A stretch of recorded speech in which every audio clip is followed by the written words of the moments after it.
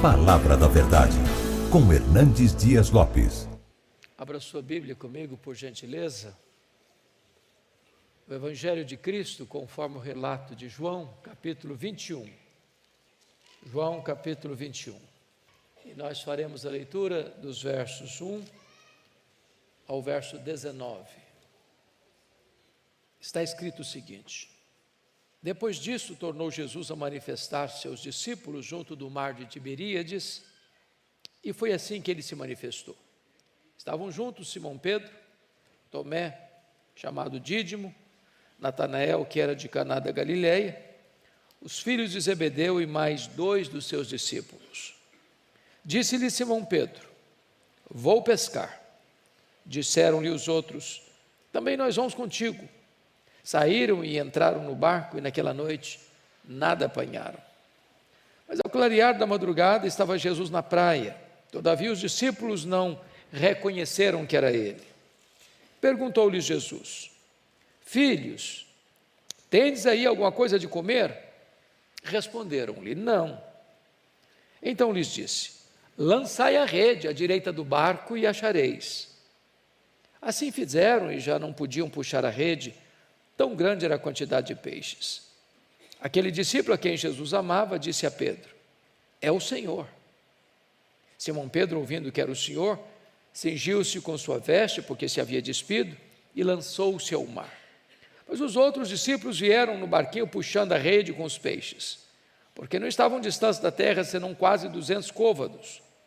Ao saltarem em terra, viram ali umas brasas, e em cima peixes, e havia também pão. Disse-lhes Jesus: Trazei alguns dos peixes que acabaste de apanhar. Simão Pedro entrou no barco e arrastou a rede para a terra, cheia de 153 grandes peixes. E não obstante serem tantos, a rede não se rompeu. Disse-lhes Jesus: Vinde, comei. Nenhum dos discípulos ousava perguntar-lhe: Quem és tu?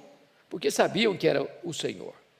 Veio Jesus, tomou o pão e lhes deu, e de igual modo o peixe. Já era esta a terceira vez que Jesus se manifestava aos discípulos, depois de ressuscitado dentre os mortos. Depois de terem comido, perguntou Jesus a Simão Pedro: Simão, filho de João, amas-me mais do que esses outros? Ele respondeu: Sim, Senhor, tu sabes que te amo. Ele lhe disse: Apacenta os meus cordeiros. Tornou a perguntar-lhe pela segunda vez: Simão, filho de João, tu me amas? Ele lhe respondeu: Sim, Senhor, tu sabes que te amo. Disse-lhe Jesus: Pastoreia as minhas ovelhas. Pela terceira vez Jesus lhe perguntou: Simão, filho de João, tu me amas? Pedro entristeceu-se por ele lhe ter dito pela terceira vez: Tu me amas? E respondeu-lhe: Senhor, tu sabes todas as coisas, tu sabes que eu te amo. Jesus lhe disse: Apacenta as minhas ovelhas. Em verdade te digo que quando eras mais moço, tu te cingias a ti mesmo e andavas por onde querias. Quando, porém, fores velho, estenderás as mãos e outro te cingirá e te levará para onde não queres. Disse isto para significar com que gênero de morte Pedro havia de glorificar a Deus. Depois de assim falar, acrescentou-lhe: Segue-me. Amém. Das redes ao cajado é o tema que eu gostaria de tratar com vocês nesta noite.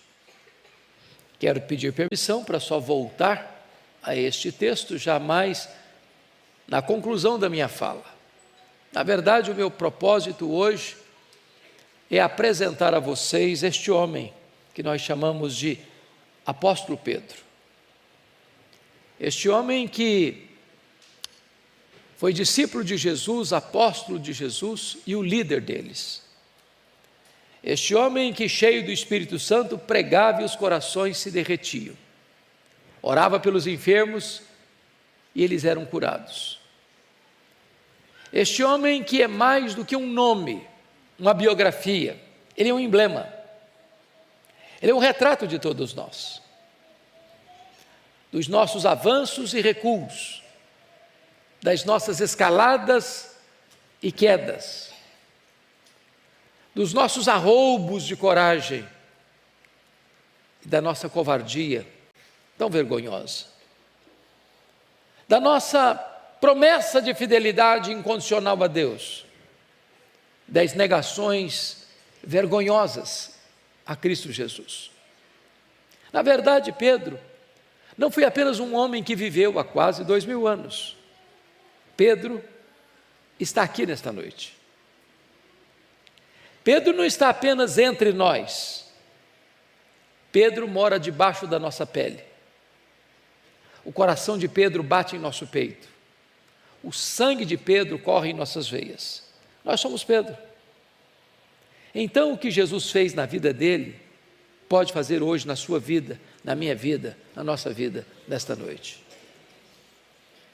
Para mim, uma das coisas mais interessantes é que um dos primeiros episódios relatados na Bíblia com Pedro e Jesus acontece lá às margens do Mar da Galileia. Está lá registrado em Lucas 5. Aliás, Pedro nasceu ao redor desse lago, cresceu ao redor desse lago, trabalhou nesse lago. O Mar da Galileia é um lago, na verdade, Lago de Genezaré. Está a 220 metros abaixo do nível do mar Mediterrâneo, encurralado pelas montanhas de Golã e as montanhas da Galileia. E Jesus estava ensinando uma multidão, quando Pedro e os seus colegas de trabalho, depois de uma noite infrutífera de pescaria, lavavam as redes. E Jesus olha 2 barquinhos ancorados, um deles era o de Pedro, e propositadamente Jesus entrou no barco de Pedro e disse: ô Pedro, afasta o barco. E Pedro afasta o barco, e Jesus transforma aquele barco num púlpito, a água no veículo da sua voz, e dali ensina aquela grande multidão. Depois Jesus dá mais um passo na direção do coração de Pedro, e disse: Pedro, vai para o fundo, e lança as redes para pescar. O Pedro, que era um pescador profissional, logo recorreu à sua experiência, ao seu conhecimento, e disse: Senhor, desse negócio aqui entendo eu sou um profissional, e eu vou dizer para o Senhor que o mar não está para peixe hoje. Trabalhamos a noite inteira, pegamos nada, mas de repente, um lampejo de fé acende na alma dele, e ele diz assim: mas sob a tua palavra eu lançarei as redes. E quando ele lança as redes, um cardume começa a pular nas redes, as redes começam a se romper, o barco não consegue reter o produto da pesca milagrosa, o outro barco precisa vir. E quando Pedro percebe que não está apenas diante de um dia de sorte, mas de um milagre extraordinário, ele larga para lá o barco, ele larga para lá as redes, ele larga para lá os peixes, nada na direção de Jesus, se prostra aos pés de Jesus e diz: Senhor, afasta-te de mim, vai embora de mim, arreda de mim, eu sou um pecador. E Jesus olhou para ele e disse: não temas, a partir de hoje eu farei de ti um pescador de homens. E Pedro abandona as redes, e Pedro começa a seguir Jesus, a ouvir Jesus, a ver os milagres de Jesus. Mais tarde ele é chamado para ser apóstolo de Jesus, e o líder deles, aquele que vai abrir a porta do evangelho para judeus e gentios. Agora diz a Escritura que Jesus está indo lá no norte de Israel, lá nas fraldas do Monte Hermon, lá na divisa com a Síria e com o Líbano, lá em Banes, onde nasce o Rio Jordão, lá em Cesareia de Filipe. E Jesus faz uma espécie de enquete com os seus discípulos, perguntando assim: quem dizem os homens ser o filho do homem? Em outras palavras, o que é que o povo comenta a meu respeito? E os discípulos disseram: Senhor, o povo anda muito confuso, não sabe nada na verdade. Uns acham que tu és João Batista, outros acham que tu és Elias, outros acham que tu és Jeremias, outros acham que tu és alguns dos profetas. Sabe nada não, o povo não sabe nada não. Talvez hoje ainda é assim. As pessoas têm uma noção de quem é Jesus, tem um retrato na mente de quem é Jesus, mas não do verdadeiro Jesus. Então Jesus pergunta para eles assim: vós, quem dizeis que eu sou? O Pedro era um líder, ele era um homem falante, e ele não suportava que ninguém falasse na frente dele. Então ele se levanta em nome do grupo e responde: tu és o Cristo, o Filho do Deus vivo. Talvez até esperando um elogio de Jesus: olha Pedro, você é um homem muito inteligente, você é um homem muito capaz, você tem um refinado entendimento espiritual, parabéns. Mas não foi o que Jesus disse não. Jesus disse assim: bem-aventurado és, Simão Barjonas, porque não foi carne e sangue quem tu revelaram, mas o meu Pai que está nos céus. Em outras palavras, Jesus está dizendo assim para Pedro: Pedro, você só sabe quem eu sou porque o Pai me revelou para você. Se o Pai não tivesse me revelado para você, como o povo, você também não saberia quem eu sou. E Jesus emenda e disse: eu também te digo que tu és Pedro, e sobre esta pedra eu edificarei a minha igreja, e as portas do inferno não prevalecerão contra ela. Está aqui, meus irmãos, em Mateus 16, 18, um dos textos mais importantes da Bíblia, de cuja correta interpretação depende o futuro do cristianismo. A grande pergunta é: quem é esta pedra sobre a qual a igreja está edificada? Na história da igreja nós temos 3 interpretações. Primeiro, o entendimento de que Pedro é a pedra. Hoje, mais de 800 milhões de pessoas subscrevem esse entendimento, que Pedro é a pedra. Há uma frase em latim muito conhecida que diz assim: ubi Petrus ibi ecclesia. Onde está Pedro? Aí está a igreja. A segunda interpretação é que a pedra sobre a qual a igreja é construída é a declaração de fé: tu és o Cristo, o Filho do Deus vivo. Onde esta declaração é feita, aí está a pedra fundamental da igreja.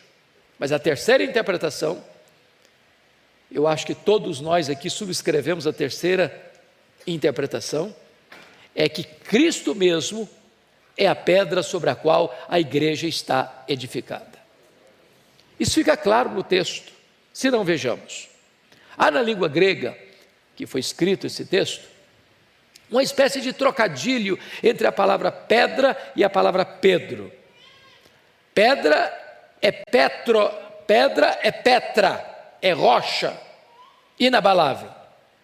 Petros, Pedro, é um fragmento de pedra arrancado de um maciço rochoso.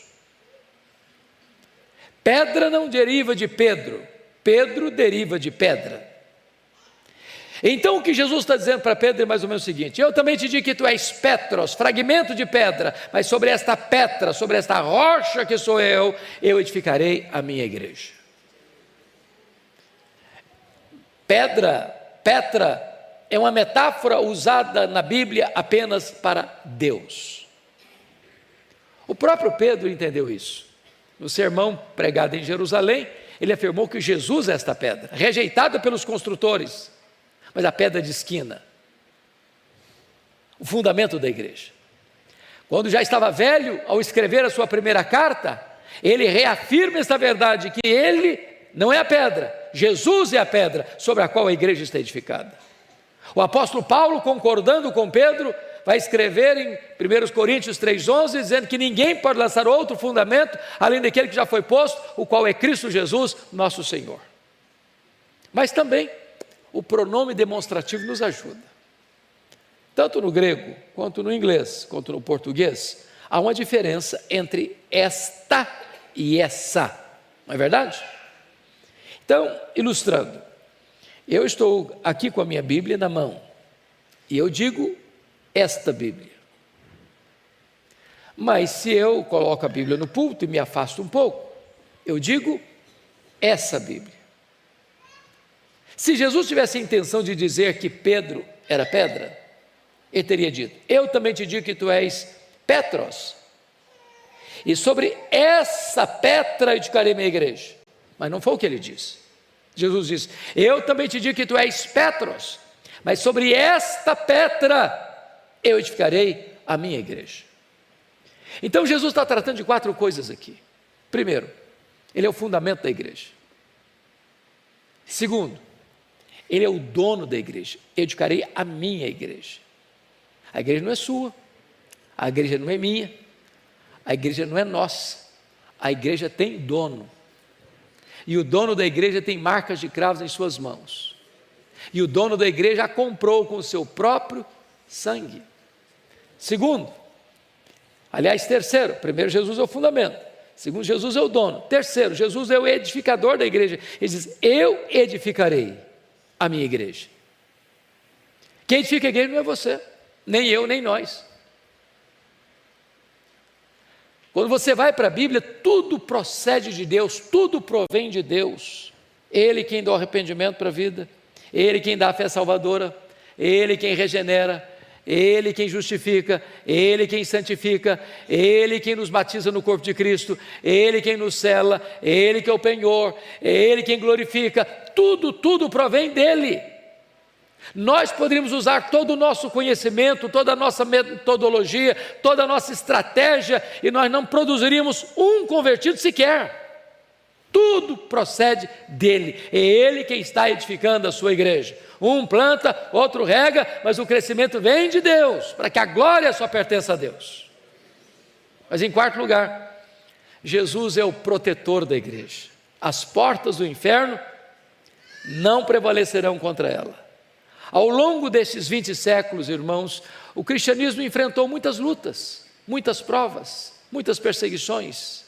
Os crentes foram queimados vivos, os crentes foram crucificados, os crentes foram caçados nas cavernas, nas catacumbas, os crentes foram jogados às feras. Mas quanto mais sangue era derramado, mais a igreja florescia, mais a igreja crescia. Ninguém pode deter a igreja, ninguém pode destruir a igreja, ninguém pode levar a igreja ao fracasso e ao ocaso da sua existência, porque aquele que morreu por ela é aquele que a protege. Louvado seja o Senhor. Mas notem comigo, quando Jesus termina de esclarecer isso para os seus discípulos, ele passa para uma nova fase do discipulado. Ele nunca tinha falado até então sobre esse assunto com os seus discípulos. Que assunto? Ele diz assim: é necessário que eu suba para Jerusalém, para ser entregue nas mãos dos principais sacerdotes e escribas, para ser crucificado, para ressuscitar ao terceiro dia. E diz a Bíblia que o mesmo Pedro que acabara de afirmar que ele era o Cristo, Filho do Deus vivo, chama Jesus à parte. Vem cá, Jesus, vem cá um pouquinho, vem cá um pouquinho, vem cá um pouquinho. E ele passa a reprovar Jesus. Tem misericórdia de ti mesmo. Fuja dessa ideia de cruz. Pare de pensar em morte. Pense em vida. E diz a Bíblia que Jesus imediatamente olha para ele e diz: arreda, Satanás, és para mim causa de tropeço, não cogitas as coisas de Deus, apenas as coisas dos homens.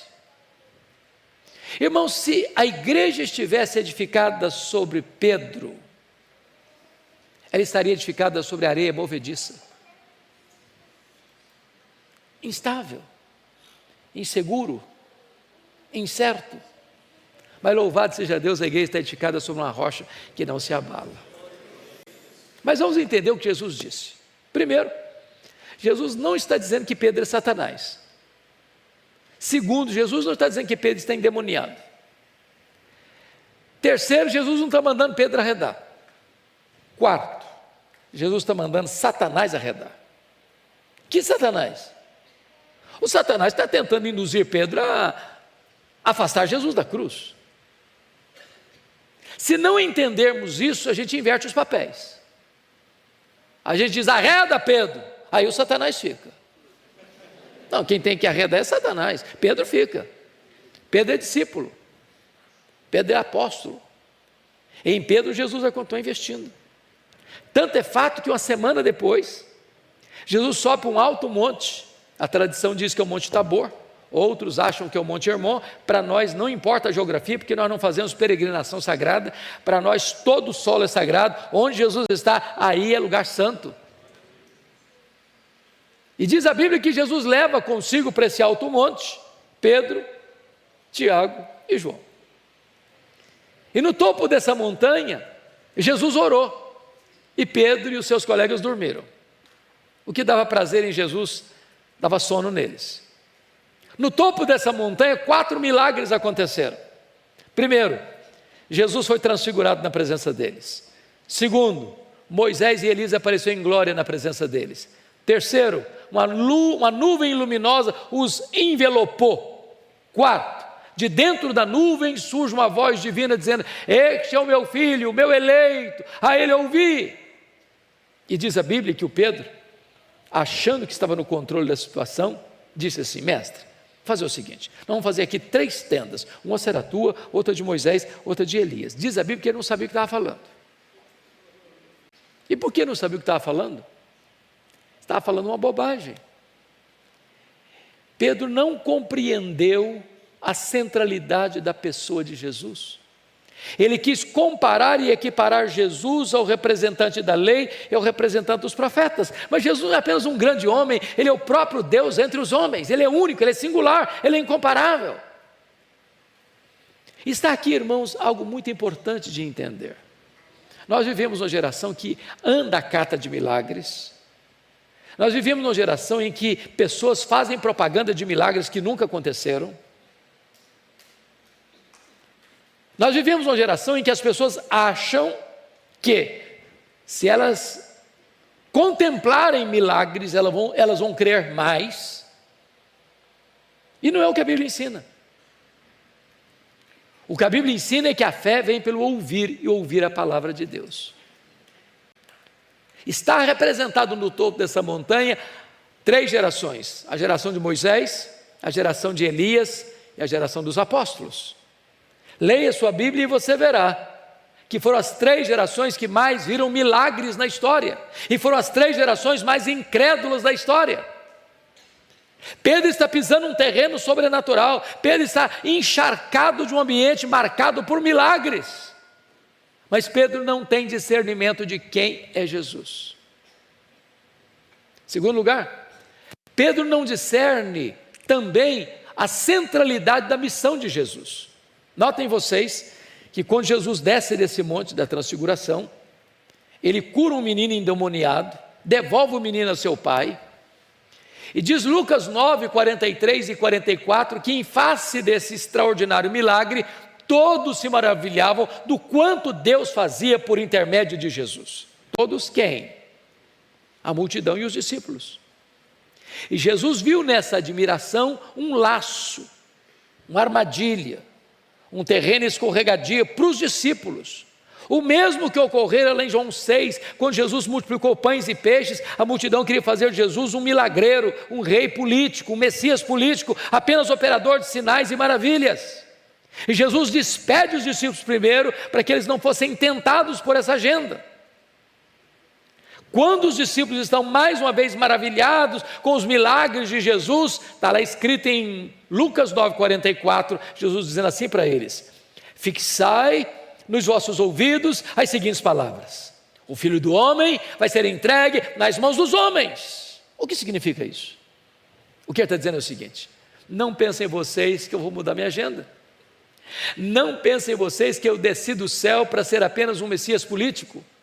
Não pensem vocês que a finalidade da minha vida foi operar milagres, curar os enfermos, levantar os paralíticos, purificar os leprosos. Não. Eu estou fazendo isso para confirmar uma missão maior. Eu vim para ir para a cruz. É para a cruz que eu estou indo, porque é lá na cruz que eu vou libertar vocês. É lá na cruz que eu vou tornar vocês verdadeiramente livres. Se vocês perceberem, Lucas 9:31 diz que a conversa, a agenda de Moisés e Elias com Jesus, lá na montanha, foi sobre sua partida para Jerusalém. A palavra partida no grego é a palavra êxodos, de onde vem a nossa palavra portuguesa êxodo. O que foi o êxodo? Foi a libertação de Israel da escravidão do Egito. O que está acontecendo é o seguinte: a partida de Jesus para Jerusalém seria e é o nosso êxodo. O que significa isso? Significa que foi na cruz que Jesus nos libertou. Foi na cruz que Jesus quebrou as nossas algemas. Foi na cruz que os portões de ferro que nos mantinham num cativeiro cruel foram arrebentados, esses portões. E nós fomos tirados da casa do valente, do império das trevas, das garras e potestades de Satanás, na cruz do Calvário. Mas diz Lucas 9:45 que os discípulos, inclusive Pedro, não entenderam isso. Pois bem, a partir de agora Jesus vai subir para Jerusalém. Está lá em Lucas 9, 51 e 53, que todo mundo lia isso no rosto de Jesus. Ficava claro que estava indo mesmo, sabendo que estava indo para ser preso, condenado, crucificado. Ele está indo como um rei caminha para a sua coroação. E quando ele está entrando em Jerusalém, tem uma multidão esperando e tem outro acompanhando, e as duas multidões se juntam para gritar e cantar: Hosana, Hosana, bendito que vem em nome do Senhor. Ele vai descendo o Monte das Oliveiras, ele vai atravessando o Vale do Cedron, ele vai subindo as encostas do Monte Moriá, na entrada da cidade, e quando ele está entrando na cidade, diz o texto que a multidão canta e Jesus chora. Por que Jesus chora? Porque Jesus percebeu que Jerusalém não aproveitou o tempo da sua visitação. A Jerusalém que matou os profetas haveria de crucificá-lo.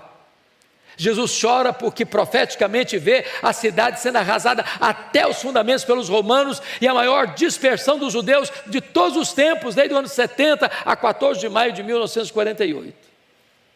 Jesus purifica o templo, dá alguns ensinamentos. Depois diz a Bíblia que Jesus não fala mais para as multidões. Jesus se dirige a Pedro e João e diz assim: vocês dois vão preparar um lugar para que eu possa comer a Páscoa com vocês. Pedro e João preparam o cenáculo no Monte Sião. É quinta-feira à noite. A mesa está pronta.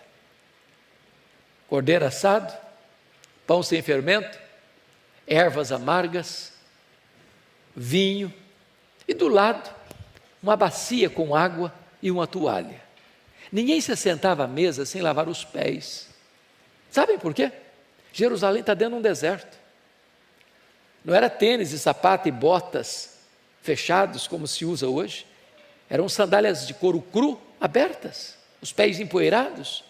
As mesas não eram altas para se esconder os pés como temos hoje, as mesas eram baixas. Seu pé ficava exposto e bem próximo do rosto do vizinho. Mas lavar os pés era o papel de um escravo. Eles eram muito orgulhosos para isso. O que fizeram? Assentaram à mesa mesmo, sem lavar os pés. O papo que rolou na mesa foi esse: e aí, quem de nós é o maior? Quem de nós é o mais importante? Quem de nós tem primazia? Quando Jesus percebeu que eles estavam antenados no outro canal, Jesus choca-os, levantando-se da mesa, cingindo-se com a toalha, pegando a bacia e começando a lavar os pés dos discípulos. Imagina o constrangimento. Olha o tapa de luva. Olha a vergonha. Olha Jesus lavando os pés de Tomé, de Judas Iscariotes, de Mateus. Aí Jesus chega bem diante de Pedro. O Pedro, eu acho que arregalou os olhos e perguntou assim: tu me lavarás os pés a mim? E Jesus disse: o que eu faço agora tu não entendes, entendê-lo-ás depois. O Pedro, que era radical, disse: nunca me lavarás os pés. Não, isso eu não vou deixar. Não, isso é muita humilhação. O senhor não vai fazer isso não. Os meus pés tu não vais lavar. Aí Jesus olha para ele e diz: se eu não te lavar os pés, tu não tens parte comigo. Aí ele era 880, então o senhor lava os pés, o senhor lava as mãos, o senhor lava a cabeça, o senhor me dá um banho e pronto. Aí Jesus falou: não, Pedro, você não está entendendo nada agora. Todos vocês já estão limpos, exceto um. Jesus está falando de Judas Iscariotes, o traidor. Só precisa lavar os pés. Sabe o que significa isso? Jesus está dizendo: vocês todos já receberam o lavar regenerador do Espírito Santo. Isso acontece uma única vez, nunca mais precisa se repetir. Mas todos que já foram regenerados precisam passar constantemente pelo processo da santificação. Meus irmãos, aqui está um ponto fundamental, porque terminado isso, depois de comer a Páscoa, a última Páscoa, Jesus pega um pão, o parte e diz: este pão é o meu corpo que é dado por vós, tomai e comei, fazei isto em memória de mim.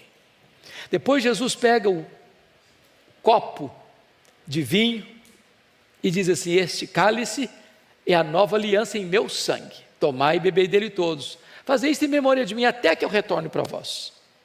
Ali está um corte radical na história da humanidade e do cristianismo. A partir daquele momento, cessou a Páscoa judaica. A partir daquele momento, não tem mais matança de cordeiro.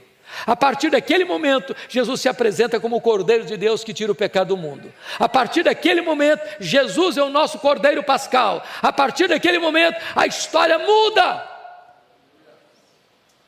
E aí diz a Bíblia que Jesus canta um hino e vai descer para o Monte das Oliveiras. E quando ele está descendo, Jesus disse assim para os seus discípulos: nesta noite, todos vós vos escandalizareis comigo, como está escrito, ferirei o pastor e as ovelhas ficarão dispersas. Aí Jesus chega bem perto de Pedro: Pedro, Satanás vos requereu para peneirardes como trigo, mas eu roguei por ti para que a tua fé não desfaleça. Quando voltares para mim, fortalece os teus irmãos. Eu acho que o Pedro deu uma raspada na garganta e disse: Senhor, eu estou sabendo o que está acontecendo. Eu sei que nos bastidores a coisa está muito difícil. Eu sei que a coisa vai pegar. Eu sei que nos bastidores eclesiásticos estão tramando a tua prisão, a tua morte. Jesus, eu acho que os meus colegas não têm tutano para aguentar isso não. Mas deixa eu contar uma coisa para o senhor. Eu sou um cara batuta. A corda não rói do meu lado. Ainda que todos te abandonem, eu jamais. Por ti darei minha vida. Eu estou pronto a ir contigo para a prisão e para a morte. E Jesus olhou bem nele e disse: Pedro, em verdade te digo que nesta mesma noite, antes que o galo cante, tu me negarás 3 vezes. Acho que o Pedrão calou. Descer o vale do Cedron, mergulhar nas fraldas do Monte das Oliveiras, tinha uma prensa de azeite lá. E diz a Bíblia que Jesus deixou 8 para trás, pegou Pedro, Tiago e João e disse: vocês 3 vêm comigo. Quando Jesus ficou sozinho com eles, abriu o coração para eles e disse: a minha alma está profundamente triste até a morte, ficai comigo, vigiai comigo. E Jesus avança sozinho para o interior do jardim. Ele, o Criador do universo, botou o rosto no chão. E diz Hebreus 5,7, que ele ofereceu forte clamor e lágrimas, aquele que podia libertá-lo da morte, disse, chorando e orando, chorando e orando, chorando e orando, diz: Pai, se possível, passe de mim este cálice, sem que eu beba, se não seja feita a tua vontade. Quando ele terminou de orar, esse primeiro período, ele voltou para Pedro, seus colegas, estavam dormindo. Jesus não acorda os 3 não, só acorda o Pedro. Diz: Pedro, nenhuma hora pudeste vigiar comigo, vigiai e orai para que não entreis em tentação. O espírito está pronto, mas a carne é fraca. Jesus volta para o segundo período de oração, ora e chora, ora e chora, ora e chora, repete as mesmas palavras. Vem um anjo do céu e o consola. Voltou para Pedro, seus colegas, estava dormindo de novo. Aí Jesus volta para o terceiro período. Agora ele não apenas chora, não. Agora ele sangra. Agora ele molha o chão não só com as lágrimas, mas com o seu sangue. A batalha é terrível, é titânica. A angústia de Jesus, irmãos, estava diante daquele cálice amargo. Que cálice era esse? Que provocava tanta angústia em Jesus. Alguns acham que esse cálice era a certeza de que seria preso, abandonado, cuspido, esbordoado, vilipendiado, crucificado. E a resposta é 1000 vezes não. Este cálice era a santa ira de Deus que vinha cair sobre a sua cabeça, sobre a minha cabeça. E Jesus sorveu sozinho esse cálice amargo, gota a gota. Este cálice era a consciência de que, sendo ele santo, santo, santo, seria feito pecado por nós. Este cálice era a consciência de que, sendo ele bendito eternamente, seria feito maldição por nós. Este cálice era a consciência de que lá na cruz ele gritaria: Deus meu, por que me desamparaste? Este cálice era a consciência de que ele estaria tomando o meu lugar, o seu lugar, o nosso lugar naquela cruz e morrendo a nossa morte e sofrendo o golpe da lei para satisfazer a plena justiça de Deus. Quando ele se levanta desse terceiro período de oração, não tem mais angústia nele não. Não tem mais angústia. A batalha foi no Getsemane. Agora ele vai ser levado para o Sinédrio e ele está firme como uma rocha. Agora ele vai ser levado para o pretório romano e quem está desesperado é o governador Pôncio Pilatos. Ele está sereno, sereno. Agora ele vai ser levado pelas ruas de Jerusalém, carregando lenho. As mulheres saem chorando. Ele diz: por que vocês estão chorando por mim? Chorem por vós, chorem por vossos filhos. Agora ele vai ser pregado naquela cruz e ele transforma aquele patíbulo de horror num palco para a glória de Deus. E profere palavras benditas àquela multidão ensandecida: Pai, perdoa-lhes, porque não sabem o que fazem. Ao ladrão arrependido: hoje mesmo estarás comigo no paraíso. A sua mãe que estava chorando ao pé da cruz: mulher, eis aí teu filho, filho, eis aí tua mãe. Expressando a sua angústia, no sentido de ter tomado o nosso lugar.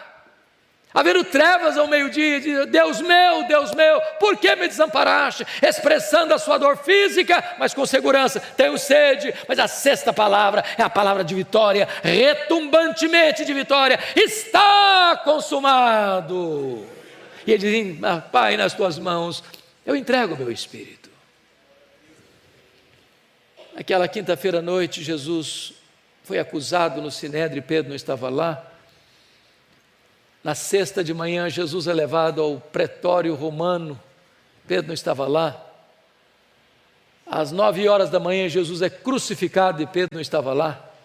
Às 3 horas da tarde, Jesus morre na cruz e Pedro não estava lá. No sábado, Pedro está trancado com medo dos judeus. No domingo não é Pedro, são as mulheres da Galileia que vão ao sepulcro, pensando: quem vai rolar a pedra? E elas chegam, a pedra está rolada, elas olham, o túmulo está aberto, elas entram, o túmulo está vazio, elas saem, um anjo pergunta para elas: o que vocês vão fazer aqui? Procurar entre os mortos aquele que está vivo. Ele não está mais aqui não, ele ressuscitou. E o anjo diz: tem um recado aqui: ide dizer aos seus discípulos e a Pedro que ele irá diante de vós para a Galileia, lá o vereis como ele vos disse. Por que Pedro? Se ele também era discípulo, por que o nome dele? Por que a menção dele? É porque Jesus sabia que Pedro não se sentia mais discípulo. Pedro, Petros, fragmento de pedra, mentira, apenas pó. Negou seu nome, negou sua fé, negou seu apostolado, negou o seu Senhor. Pedro desistiu de Jesus, mas Jesus não desistiu de Pedro. Eu quero dizer para você que apesar das nossas mazelas, dos nossos fracassos, dos nossos deslizes, das nossas quedas, da nossa covardia, Jesus não desiste de nós. Bendito seja o seu nome. Mas imagine comigo essa caminhada. De Jerusalém a Galileia são 153 quilômetros a pé.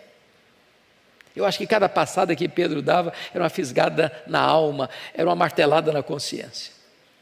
Eu acho que ele fez essa viagem toda pensando assim: quando Jesus se encontrar comigo, ele vai me arrebentar todinho, vai me quebrar todinho. Ele vai botar o dedo no meu nariz e dizer que eu sou um covarde, que eu sou um fracasso. Eu sou mesmo.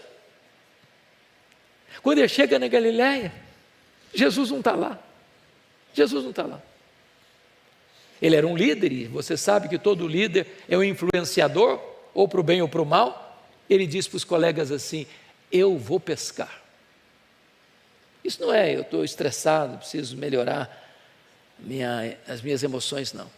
Ele está dizendo o seguinte: acabou para mim, fim de linha para mim. Vou voltar para o passado, vou voltar para as redes, não tem mais futuro. Mas me permita dizer uma coisa: quando o homem se afasta de Deus, nem pescar consegue mais. Naquela noite eles não pegaram nenhuma piaba. Estão voltando de redes vazias, com a alma empapuçada de dor. O dia está amanhecendo. Lá na praia tem alguém que eles não sabem quem é. E essa pessoa que está na praia, eles estão a 100 metros, estão chegando. E ele se dirige assim: covardes! Foi assim mesmo? Não. Filhos! Filhos! Filhos!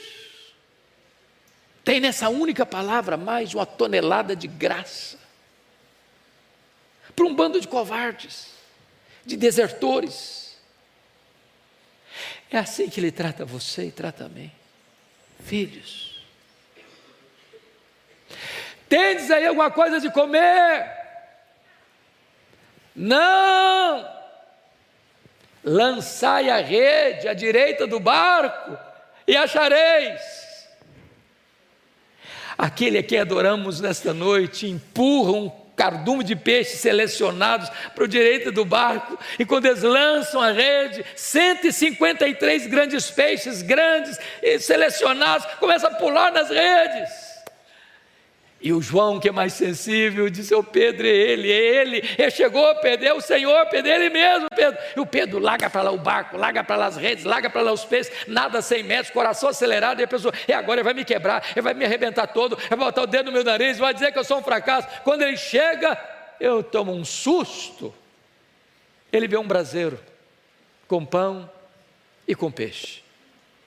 Só tem 2 lugares no Novo Testamento onde a palavra aparece a palavra braseiro. Foi onde Pedro negou Jesus e onde Pedro foi restaurado por Jesus. Jesus plantou aquele braseiro ali, como que restaurando a cena do crime, dizendo: Pedro, sabe por que eu coloquei esse braseiro aqui, meu filho? Para curar a sua psique, para curar suas emoções, para curar a sua alma, para dizer para você que na mesma geografia que você me negou, eu vou lhe dar a oportunidade de me confessar. Na mesma geografia que você caiu, eu vou levantar você. Na mesma geografia que você foi um fracasso, eu vou restaurar você, vou usar você de uma maneira tão poderosa. Sabe por quê, Pedro? Porque a minha graça é maior do que o seu pecado. Depois de alimentá-los, Jesus se aproxima do Pedro, disse: Pedro, Simão, filho de João, tu me amas mais do que estes outros? Uai, Jesus, eu não estou te entendendo. Por que deveria eu amar-te mais do que os outros? Não me basta amar-te igual aos outros? Por que Jesus fez essa pergunta? Porque lá atrás o Pedro havia dito assim: ainda que todos te abandonem, eu jamais. Sabe o que Pedro havia dito? Eu sou melhor do que os outros, sou mais crente do que os outros, sou mais fiel do que os outros. Na verdade, o que Jesus está perguntando para Pedro é o seguinte: ô Pedro, você ainda acha mesmo que você é mais crente do que os outros? Que você é melhor que os outros? Que você é mais fiel do que os outros? Você ainda mantém a mesma opinião a seu respeito, Pedro? Pedro respondeu: sim, Senhor, tu sabes que eu te amo, tu apacenta os meus cordeiros. Aí Jesus pergunta a segunda vez: Simão, filho de João, tu me amas? Agora não pergunta se ama mais não, só pergunta se ama. Sim, Senhor, tu sabes que eu te amo, então pastoreia as minhas ovelhas. Aí Jesus pergunta a terceira vez: Simão, filho de João, tu me amas? Ficou triste, terceira vez. Ah, Senhor, tu sabes todas as coisas, tu sabes que eu te amo, então apacenta as minhas ovelhas. Por que Jesus pergunta 3 vezes? Óbvio, porque 3 vezes o Pedro negou. Mas o que isso significa? O que Jesus quis dizer é o seguinte: ô Pedro, sabe por que eu estou perguntando a você 3 vezes? Você caiu a primeira vez, Pedro? Você me negou a primeira vez, Pedro? A minha graça é suficiente para levantar você. Você tropeçou a segunda vez, Pedro? A minha graça é suficiente para recuperar você. Você fracassou na terceira vez, Pedro? A minha graça é suficiente para botar você de pé, Pedro. A minha graça é maior que o seu pecado, Pedro. Mas, amados, há uma coisa aqui nesse texto que é belíssima, mas não dá para traduzir para o português. Vocês sabem que na língua grega tem 4 palavras diferentes para amor: a palavra eros, storge, filia e ágape. A palavra ágape é o amor sacrificial, o amor que dá a vida pelo outro, que morre pelo outro. A palavra filia é o amor de amizade, eu gosto de você. Quando Jesus perguntou para Pedro a primeira vez: Simão, filho de João, tu me amas? Jesus usou o verbo agapau. Petros agapas-me. Tu me amas com amor ágape? Tu me amas a ponto de dares tua vida por mim, de morreres por mim? Pedro não respondeu essa pergunta. O que Pedro respondeu foi o seguinte: não, senhor, amor ágape eu não tenho. Eu não tenho coragem de morrer por ti, eu não estou pronto a dar minha vida por ti, eu apenas gosto de ti. E respondeu: Filose. Aí Jesus pergunta a segunda vez do mesmo jeito: Simão, filho de João, Petros, agapas-me? Tu me amas com amor ágape? Tu me amas a ponto de dares tua vida por mim? Pedro não respondeu de novo essa pergunta. Ele respondeu assim: não, senhor, amor ágape eu não tenho. Eu não tenho coragem de morrer por ti, eu não estou pronto a dar minha vida por ti, eu só gosto de ti, Filose. Por que o Pedro ficou triste a terceira vez? Porque Jesus mudou a pergunta. Jesus usou na terceira pergunta o mesmo verbo que Pedro estava usando nas duas perguntas anteriores e perguntou para ele: Petros, fileis-me, pelo menos tu gostas de mim? E ele respondeu do mesmo jeito: filho, eu só gosto do Senhor, é só isso, e nada mais. O que significa isso?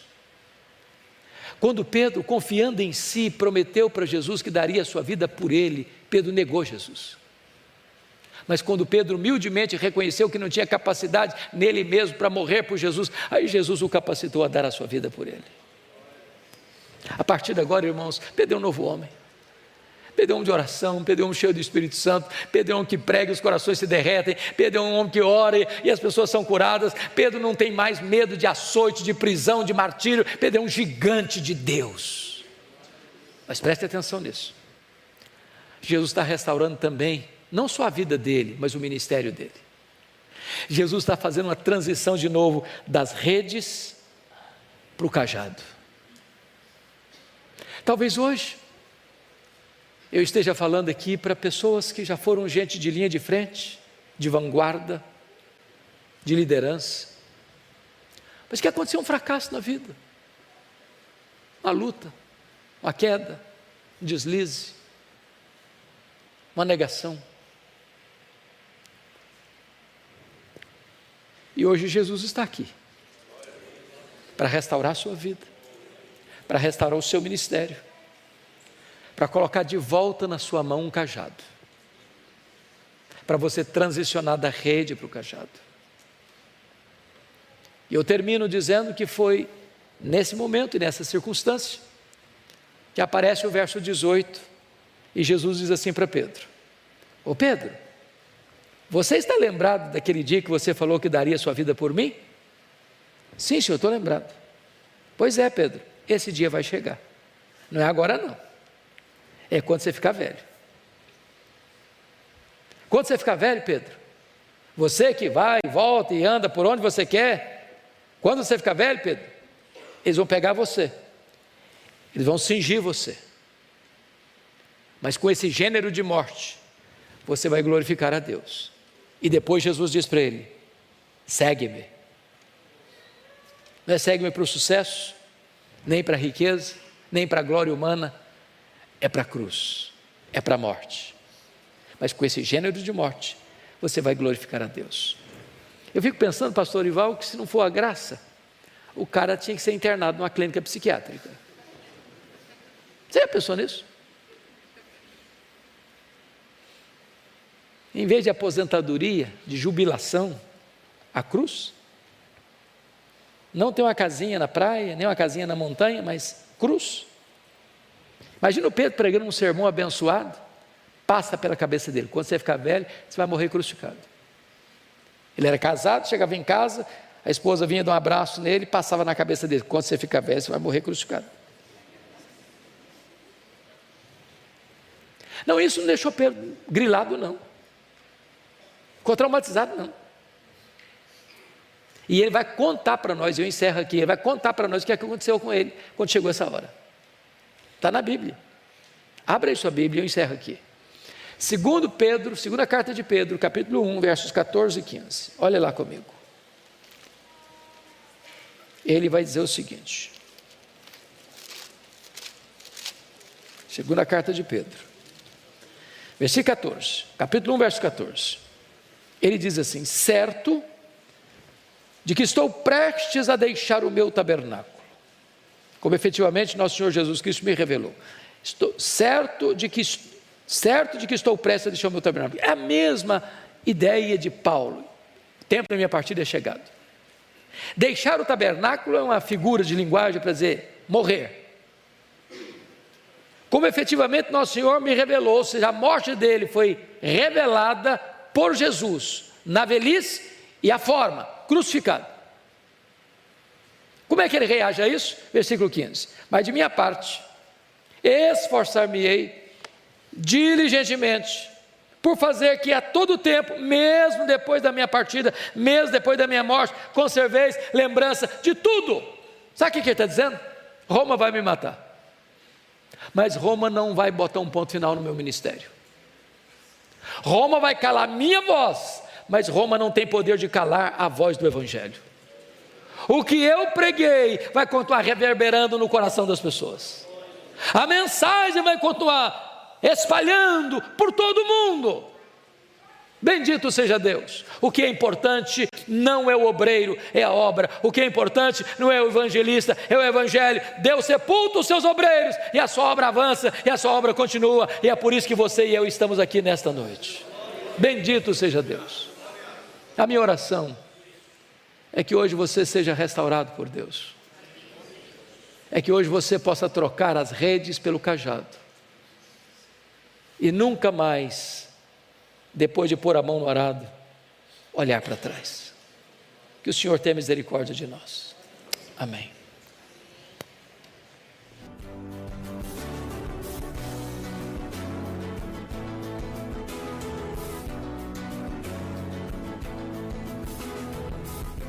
Palavra da Verdade, com Hernandes Dias Lopes.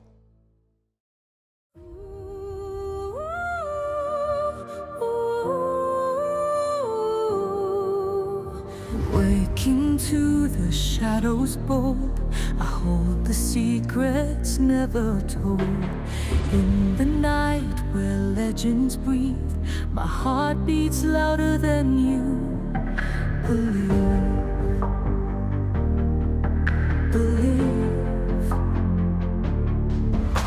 Stars above, they know my name. In the dark, no two hearts are the same.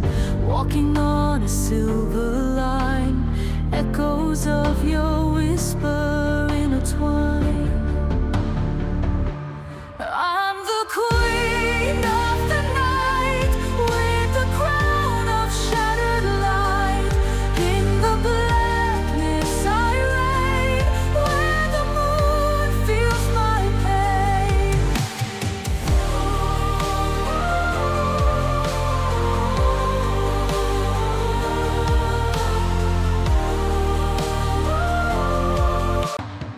Fires burn without a flame, mirror glance can't see the same.